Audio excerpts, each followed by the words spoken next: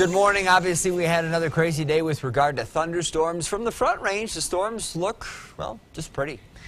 Jane sent us this picture. We saw several views like this from I-25 looking east. Jason sent this one in.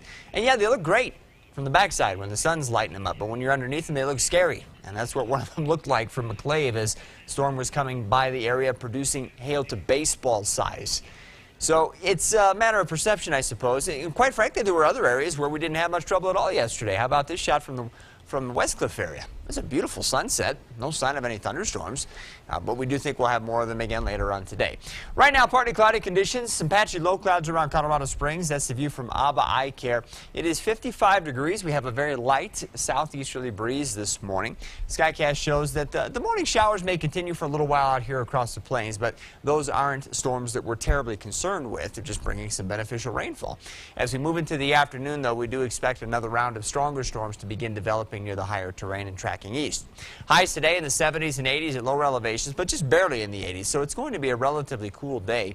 60s and 70s should do it up across the higher terrain. I think the severe weather threat will be a little bit greater right along I-25 as compared to yesterday, but still storms as they track east will tend to pick up some steam. And the bottom line is we expect another round of large hail damaging wind gusts and maybe isolated tornadoes, which could last well into the evening hours as they did last night. Overnight tonight, Skycast shows the sky clearing through about midnight or so. There might be a couple of showers overnight in some parts of eastern Colorado, but it may not be quite as active as it has been this morning.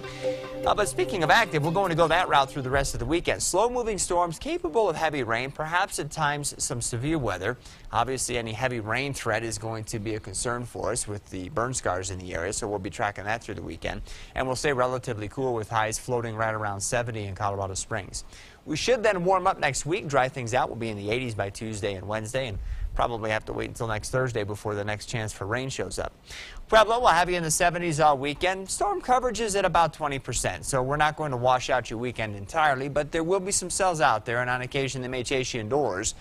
We do expect some threat, as mentioned, for severe weather or at the very least some heavy rain. We'll get you back into the 80s Monday and Tuesday. Might hit the 90s by Wednesday and Thursday.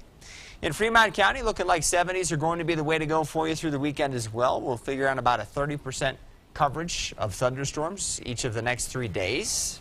Then dry early next week with highs back in the 80s, lows in the 50s. Mountain communities will struggle at times this weekend to reach 60 degrees, and that's outside of showers and thunderstorms that could tend to cool you off into the 40s. Wouldn't worry as much about a severe weather threat over the mountain areas. I mean, it's possible, not real likely, but I do think that the chance for heavy rain will increase some as we head through the weekend. Saturday in particular looks like a day where the steering currents are going to be pretty slow. So slow-moving storms are a concern for us, obviously, along the Front Range with the burn scars. So we'll have a lot of things to track here through the weekend. All right. Thank you, Marty. You're welcome. Now we want to